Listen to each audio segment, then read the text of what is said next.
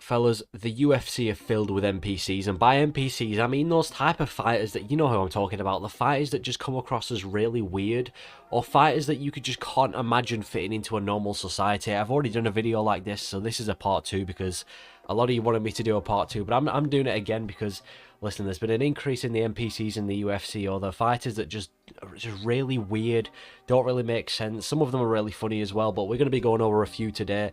Let me know if I missed any fighters out, or if you know, if you think I should have added anyone else in. But yeah, I'm gonna go in there with this first fighter, which for me is Paddy Pimblett. If he doesn't scream NPC, I mean, first of all, look at how he looks. He kind of comes across as like one of those customizable characters. You know, in a video game where you can customize a character, that is literally Paddy Pimblett. You know, the hair, the fact that he gets so fat, it's like you've brought him from lightweight to light heavyweight. You know, when you switch weight classes as well. His appearance is the most NPC appearance ever. Like, if you saw him down the street, you wouldn't think that's a normal human being. And the fact that no one understands him, like, no one understands what he's ever saying in the press conference. I wonder what was going through Ilia Toporia's head when Paddy Pimblett was calling him a sausage in a Scouse accent, because I don't think Ilia Topuria had a clue what he was saying. If anything, I don't think anyone on the press conference panel had a clue what he was saying, or in the crowd. I'm English and I can't even understand Paddy Pimblett half the time because of his accent. He's got a really thick Scouse accent. And his trash talk makes no sense as well. He's going around calling people a sausage, calling people, I don't know, his trash talk's really weird as well. You know, going on about statements like Scousers never get knocked out, but a couple of years before that, Darren Till got slept by Masvidal. It doesn't really make sense, but Paddy Pimblett, he just comes across as an NPC. I don't hate the guy. You know, I'm not one of these guys that absolutely hate Paddy Pimblett, but I'm sure there's going to be a lot of hate coming his way when he fights Tony Ferguson. And by the way, that fight is going to be a big that's going to be such a weird build-up. Paddy Pimblett and Tony Ferguson. They're both two of the biggest weirdos in the UFC right now. Everyone's going to be cheering on Ferguson, but if the Paddy Pimblett NPC can get it done, and then he ends up doing one of these little octagon emotes after, because I've noticed that as well. He's got a really, a weird chain of emotions, Paddy Pimblett. Like, he'll come into the octagon, or yeah, he'll do his entrance, and he'll be dancing, he'll be with the crowd, he'll be singing, and then he'll enter the octagon. And he'll start giving the biggest death stare ever, like he's Alex Pereira. And I'm like, Paddy, no one's scared of you. You're not Alex Pereira. You're Paddy Pimblett with your little haircut. No one's scared of Paddy Pimblett. And then he'll go in the octagon, do his thing. And then after the fight, he'll hit a little emote on them.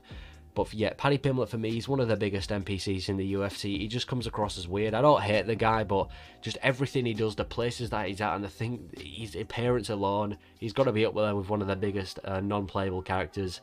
Next up, I'm going Sean Strickland. Sean Strickland, he kind of reminds me of Bisping.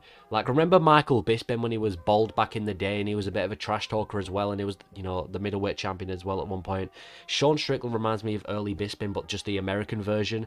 He also reminds me of Trevor from GTA. If you've ever played GTA, he just really reminds me of Trevor, like the psycho guy. Like, what would Sean Strickland be doing if MMA didn't exist? Like, if he didn't make it to the UFC and he wasn't an MMA fighter, what would he be doing? My best guess is that he'd be in jail or something. He just comes across as a psycho. The things that he comes out with as well. The fact that he's got no filter. He doesn't care about anyone or anything.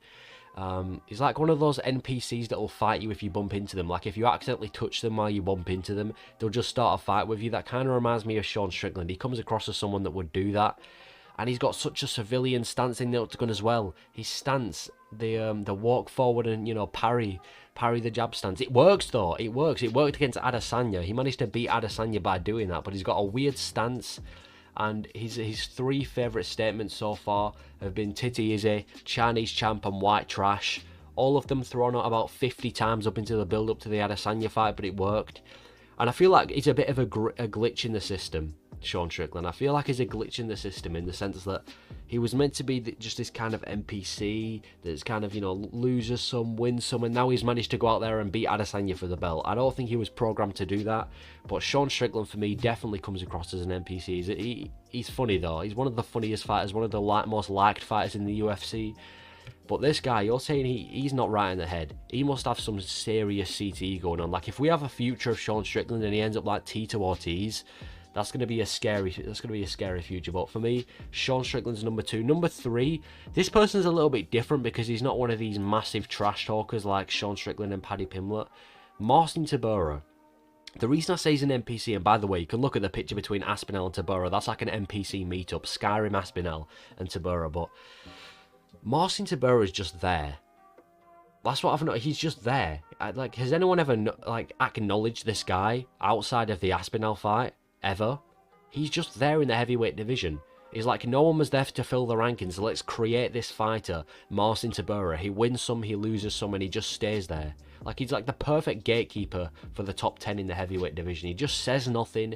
He's got a really weird style where it's like he's not too much of a threat, but he's not easy. He's just the most bang average fighter you can get. And the thing is, right, this is going to sound disrespectful. I don't mean this in a massive disrespectful way, but if Marcin Tybura, if he was erased from the roster, would anyone ever realise it? Are you telling me that if Marcin Tybura, and you can't just go and check on UFC roster watch or anything, but if he was erased from the UFC roster and his ranking was, you know, deleted and everything, how long would it take for someone to notice? Would anyone even notice at all? That's the point I've got with Marcin Tybura. I'm not trying to be a hater. I don't think he has any fans, and when I say that, I'm not trying to be a hater. I'm not saying I dislike him, but has anyone ever acknowledged him? And I feel like he just had to end his winning streak. He was on a bit of a winning streak. I think he won 7 out of his last 8 coming into the Aspinall fight. And I feel like he just had to end it so that people wouldn't notice him, if that makes sense. Like, he had to end the winning streak so that he wouldn't get too much attention and not too much people would notice him. And now he's gone back to kind of being the top 10, you know, roaming around the top 10 in the heavyweight division. So for me, Marcin Tybura is an NPC. I don't think anyone's ever acknowledged him, ever. He's just one of those short, fat heavyweights, and he managed to get a lot of spotlight in UFC London. But for me, yeah, I've got to go Marcin Tybura. Next up, the youngest fighter in the UFC, Raul Rosas Jr. Yeah, he's a bit weird as well. Again, listen, I know he's 18 years old. I'm not trying to bully him here, right? But you know when you customize a character on a video game and you change like their appearance stats to like max everything? That's kind of Raul Rosas Jr. Like, when you change the appearance stats to maximum everything, I feel like it'd end up like Raul Rosas Jr. Like, when the character renders incorrectly. But he's actually alright. To be fair, he's 18 years old. He's just got a sick win. You've got to give it to him at UFC Notch. You've got to give it to him. Raul Rosas Jr., if he can rack a couple of wins up, that's impressive for his age. But he came out of nowhere as well. Where did this guy come from? I just saw him randomly one day, 17-year-old fighter about to fight for Dana White or something like that. He kind of reminds me of one of those medium bosses in a video game. He's not the final boss. You know, he's not the Sean Strickland. He's not the Aljamain Sterling or the Marab. He's like the medium boss, you know, kind of like one of those Goombas off Mario. Like, not too hard to beat, but I wouldn't say he's easy to beat. He's like the medium boss in a video game. And by the way, again, have we ever seen this guy in the same room with Werner Jandiroba? Ever? Are you trying to tell me that Raul Rosas Jr. and Werner Jandiroba are different people? I think that's a complete lie. I think he's got two genders. I think sometimes he decides to be a woman and tries fighting for the women's belt, and then he goes over to the male division and tries fighting for the male's belt as well. I don't think they're different people. I think it's the same person, and I think he's disguising. So for me, Raul Rosas Jr. is definitely an NPC. And finally, Mike Jackson. Yeah, his entire career has just been known as the guy that barely beat CM Punk. I mean, how do you go to a decision with CM Punk? He had another win as well. Well, it was a disqualification win against a guy called Dean Barry last year. Oh, it might have been 2021, but I'm pretty sure it was last year. But yeah, he went to... How do you go to a decision with CM Punk? I don't even know if he's a fighter. Had this guy ever been a fighter before the UFC, or did he just randomly join the UFC? Because... I don't know, wasn't he like a cameraman before the UFC? He's been in scraps with Jake Shields, you know, NPC fights with Jake Shields as well. But yeah, his record's 1 and 2 when he was in the UFC.